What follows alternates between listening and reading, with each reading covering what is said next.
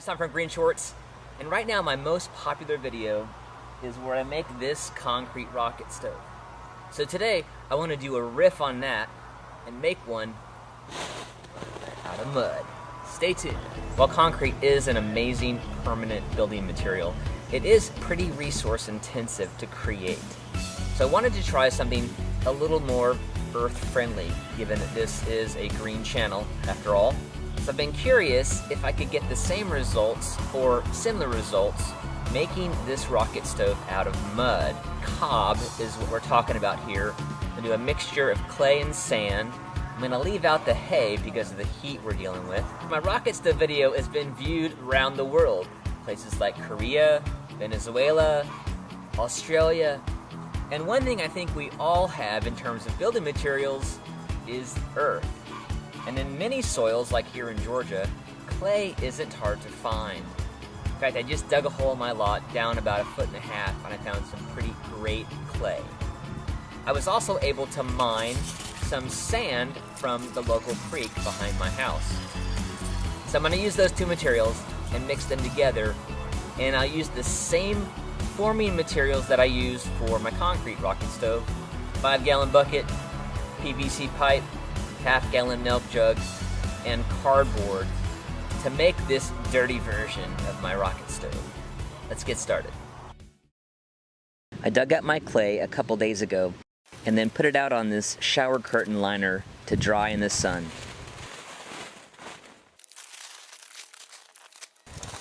I'm using an iron rake to spread it out as thin as possible and start to break up the clumps.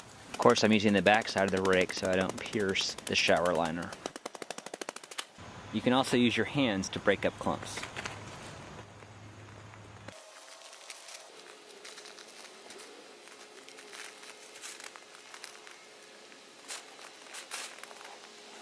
When I was cutting it out, I shaved it pretty thin so it would break down into smaller pieces easily. And I walked on it a little bit after it was dry to break it down a little bit more.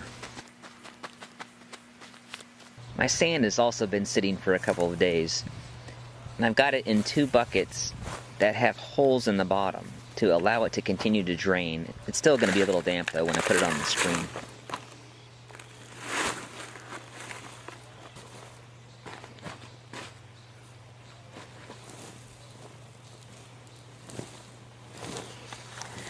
The sand is actually still too damp to go through the window screen, so I'm going to have to switch to a larger mesh to screen the sand, and that'll get most of the pieces that I'm concerned about getting out, mainly the rocks and gravel.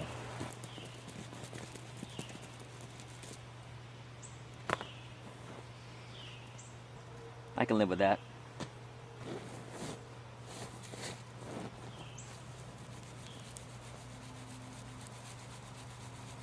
I'm going to save this gravel for another project.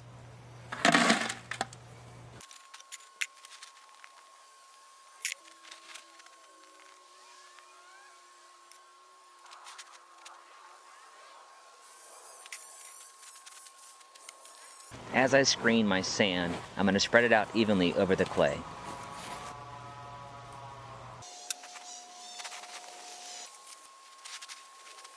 My goal is a ratio of 1.5 parts sand to 1 part clay.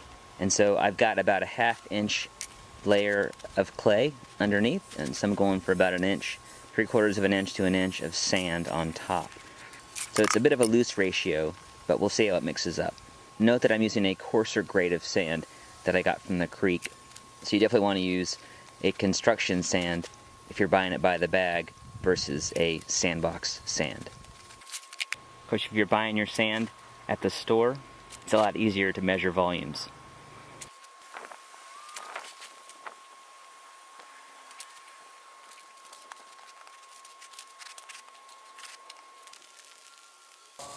Background noises today brought to you by Bob's Tree Service.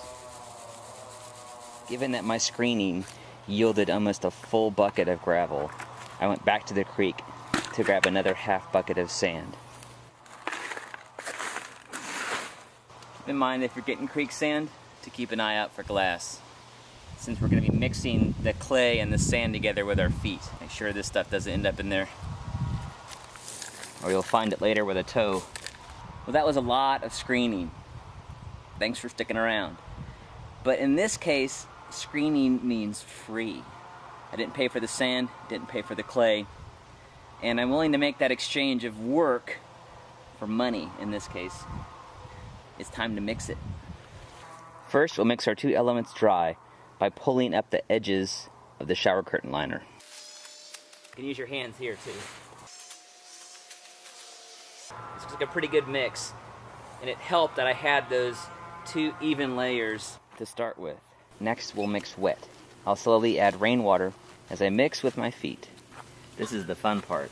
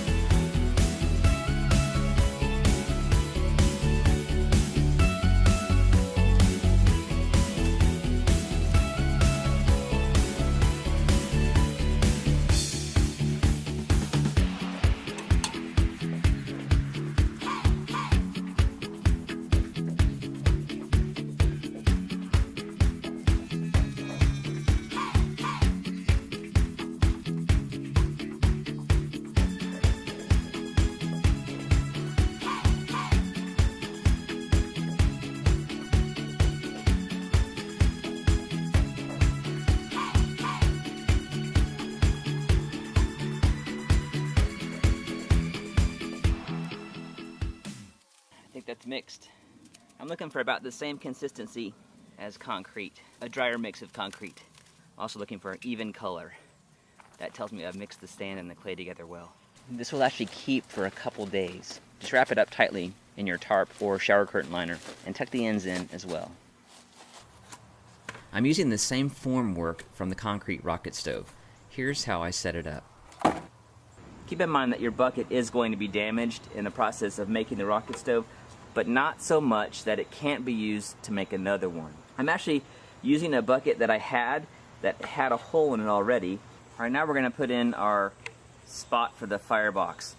Now what I do with this design is the firebox actually comes out the bottom, so that instead of having a tube located about here where the firebox goes in and then up, there's no bottom to the firebox. And that allows us to stack it on bricks or concrete or something to enlarge the firebox however we want to. That's going to allow us to potentially put more fuel in the rocket stove to make it burn hotter if we needed to. We're going to be using a half-gallon milk jug to make our firebox. And I like that because it gives us a square profile. It's going to be a little bit easier to get our fuel into the firebox. It's going to give us a little more room. And the straight sides are also going to do well as we use bricks or blocks to make our firebox bigger. Start by tracing the outline of our milk jug on our bucket. And we want to line up the side, one side, with the top rim of the bucket here.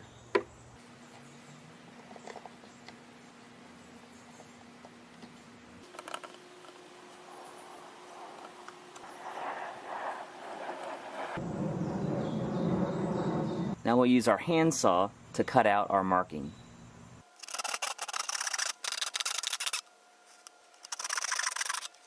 Then we'll cut across the curve of the bucket to cut the bottom out. Cutting it this way is a whole lot easier than cutting a circle out of the bottom of the bucket here. Now let's just check and see that our milk jug fits. Excellent. Should go in like this, and you can see how our firebox is going to be formed. So while our milk jug is still in the bucket, I want to mark the length we'll need for our PVC pipe that's going to form the chimney portion of the rocket stove.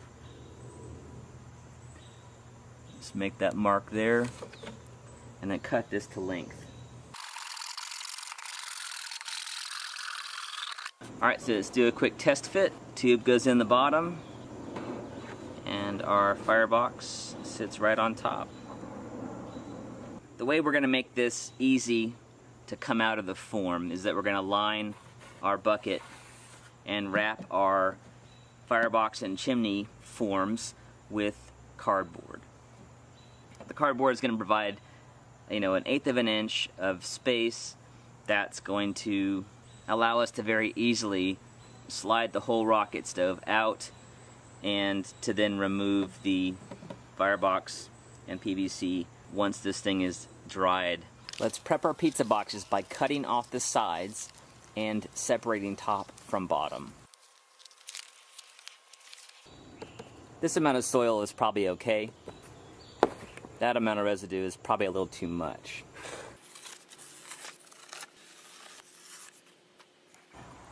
Once the pizza boxes are cut, working with the grain, you want to roll them up.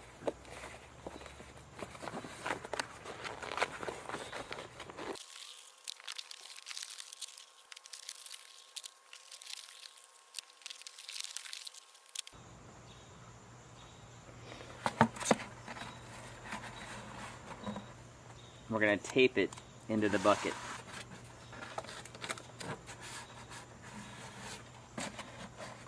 Putting a little outward pressure on the cardboard to keep it against the side. 2 pieces doesn't make it all the way around, so I'm going to overlap the pieces of cardboard evenly.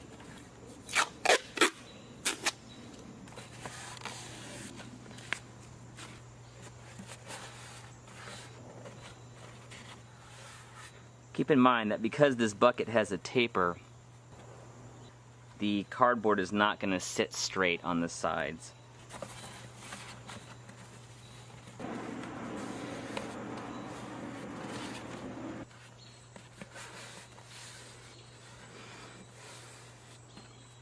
Alright, now that our bucket is lined, we're going to trim the cardboard to the top of the bucket and cut out for the firebox opening. Instead of cutting down through the cardboard like this, I'm actually going to work from the inside so I don't undo all my nice taping. So if you slice down from the top till you hit the rim of the bucket, then you can work your box knife through and then just slide it around the lid. Give a little more caution where you're working through 2 pieces of cardboard.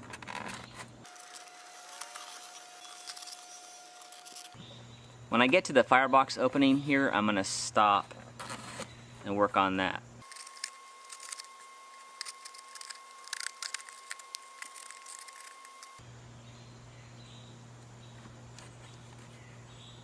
Use caution here. This is where slicing your finger becomes a danger. Now we'll wrap our chimney portion and firebox with cardboard as well. But before we do that, we need to fill our milk jug with water.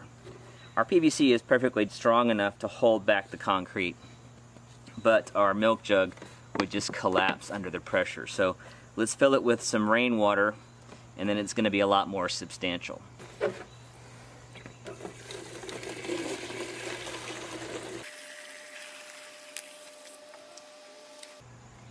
One half of the pizza box does a great job wrapping 4 inches of PVC.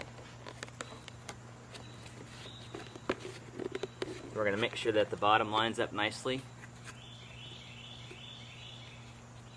and then tape this in place. Don't forget that our pipe stops right about there.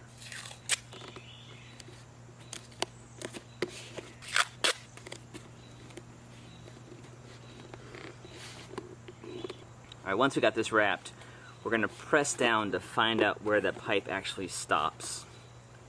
And then we're going to cut there and cut around half of the cardboard.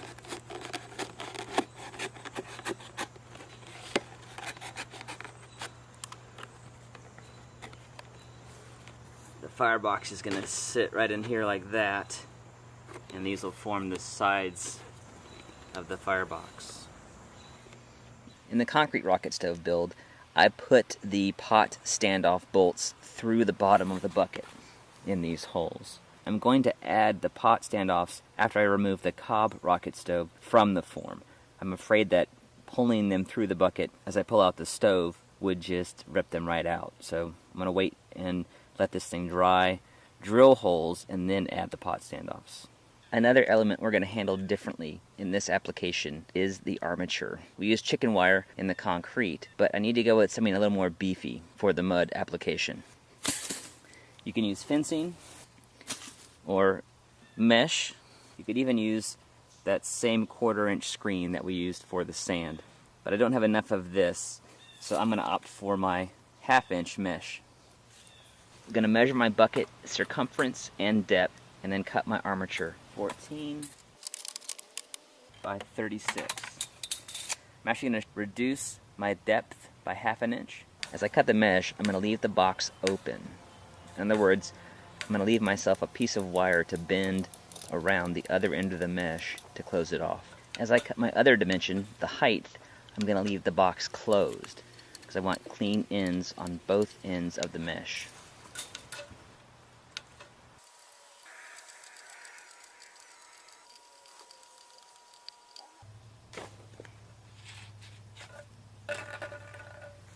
Once my mesh is cut, I'm going to form it into a cylinder, tucking the open wires into the box of the closed end.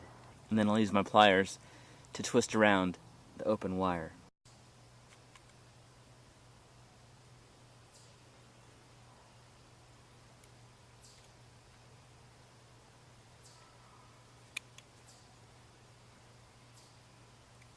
Using the plier to bend it up and then push it over.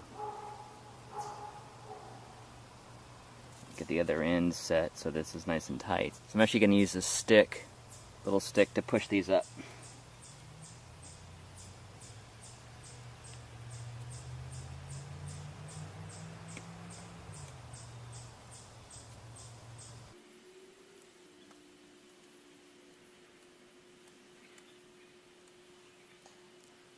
Now that they're pushed up, I'm going to push them over.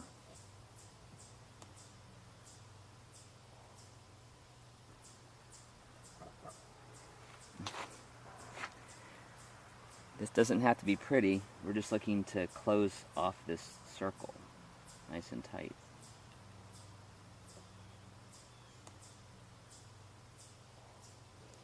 Alright, so I'm going to finish this up.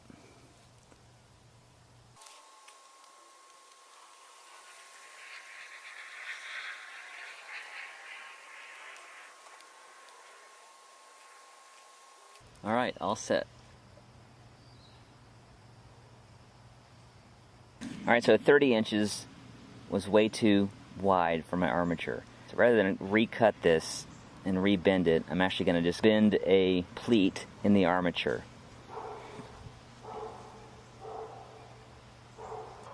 I'm going to leave this a little open just so it won't create a weak spot. The pleat allows me to reduce the circumference of the mesh. It gives me a nice gap between the cardboard and the mesh. Now that we've got our mesh fitting, which is gives me about 1 inch of gap between the edge of the cardboard and then where the mesh starts, we'll get the chimney tube centered and then add in about 1.5 inches of mud. I'll be applying my mud with my garden trowel and a tamping stick.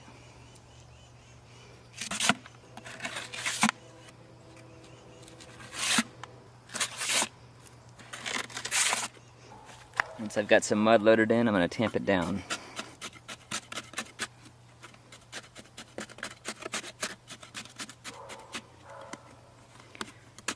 Keeps an even pressure on my chimney tube so it doesn't move.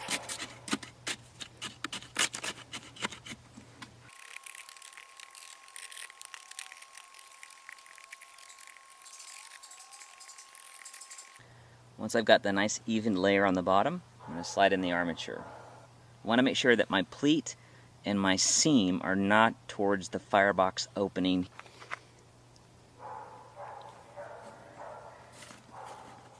Make sure this is centered and then work it down in to the cob.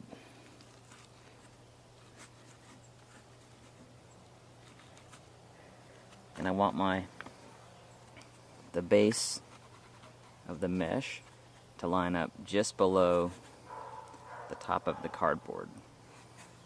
Now with our mesh in place, we'll continue adding mud. I'm going to start by tamping against the mesh here.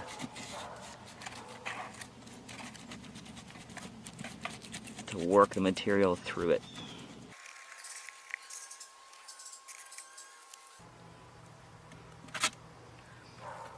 The way I'm getting it down the sides here where it's pretty narrow, so I'm making little pancakes of it with my hands, dropping it down.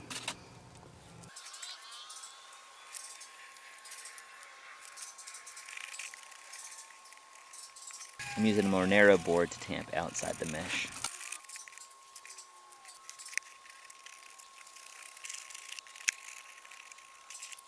Going to build this up one shovel at a time and tamp it down.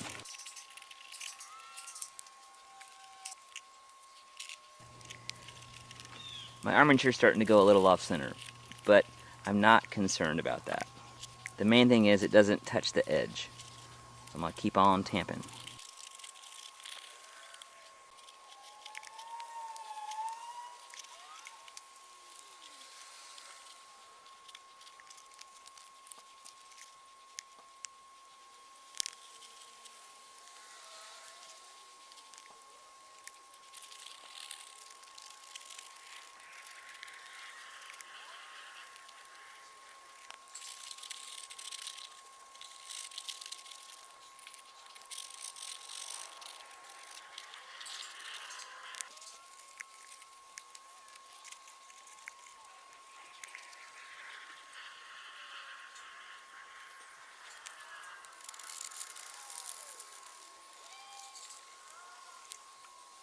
Once I reach the level of the firebox, I'm going to cut the mesh down the middle and then bend it back so it'll support the sides of the firebox.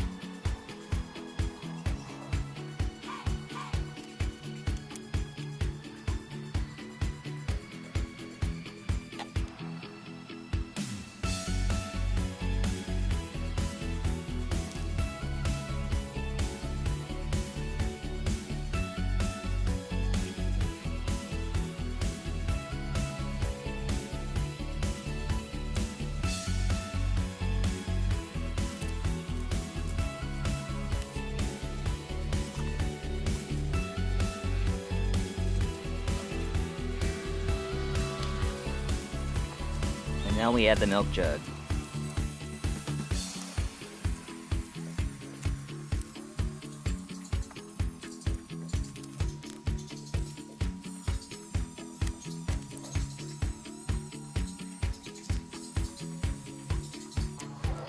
Not only is this more economical, more environmental, it's also a lot more fun to work with. The old mud pie. If we have any surface imperfections on the outside of this stove, we can just repair it with a little cob.